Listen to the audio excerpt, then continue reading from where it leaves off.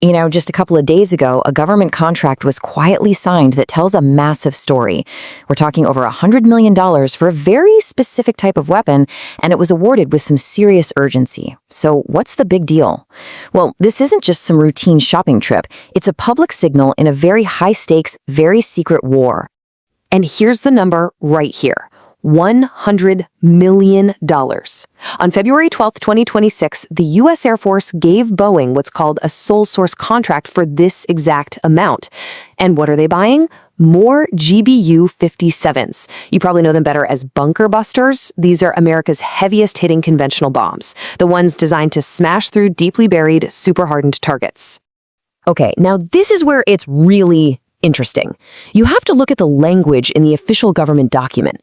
It says the bombs are critically needed to replenish the inventory. Now, words like replenish and expended, which pops up elsewhere in the doc, are huge clues. This isn't about topping off the supply. This means the old ones are gone. They've been used. The cupboard, it seems, is bare. Which, of course, brings up the big question. What is the real story here? Why the sudden emergency purchase? And what does it tell us about the secret race that's happening right now, deep, deep underground? To really wrap your head around this contract, you first have to understand the two players in this crazy technological arms race. You've got the weapon, and then you've got the target it was built to obliterate.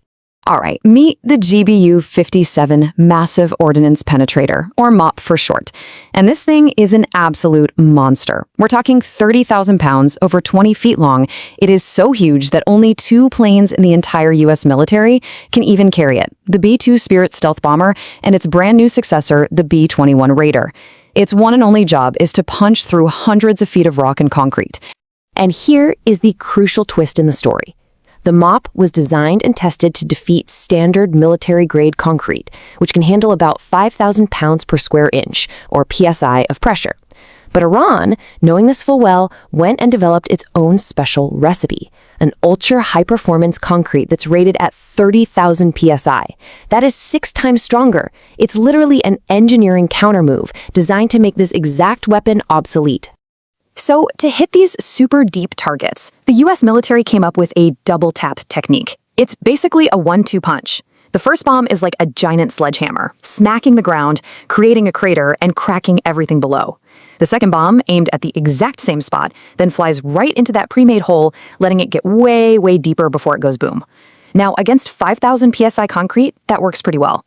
But against 30,000 PSI, that first bomb barely makes a scratch, which makes the whole tactic way less effective.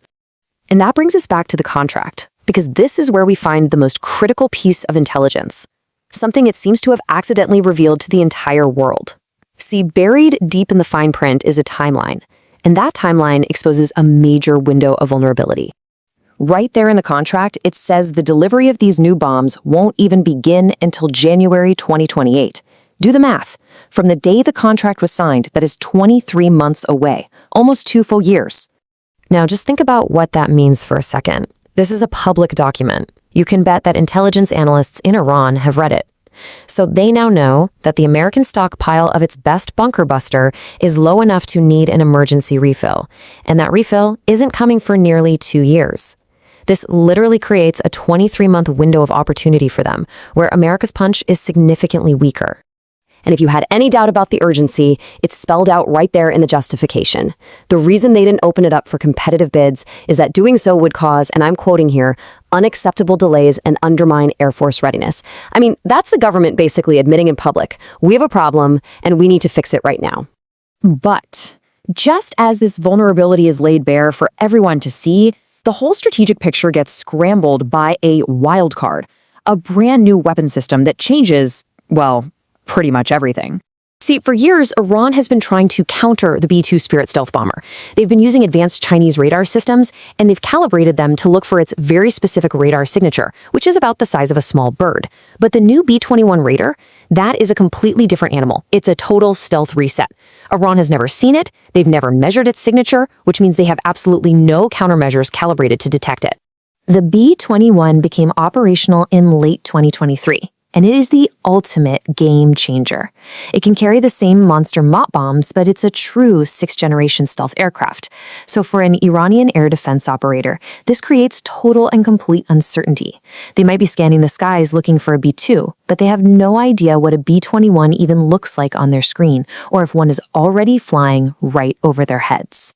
So when you put all these pieces together, the bombs, the concrete, the brand new stealth technology, what you get is this incredibly high-stakes standoff that is happening as we speak. It's a real race against the clock.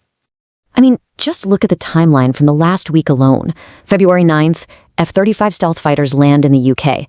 2 days later, more F-35s are seen heading towards the Middle East, and they make a point of flying right through an area Iran calls an exclusion zone. The very next day, that $100 million MOP contract gets signed, and all the while, B-2 bombers are sitting ready at Diego Garcia, well within striking distance. This isn't a string of coincidences. This is what operational sequencing looks like. So let's just lay it all out. This is the strategic balance sheet right now. On one side, the US has massive air power and the B-21 as its wild card.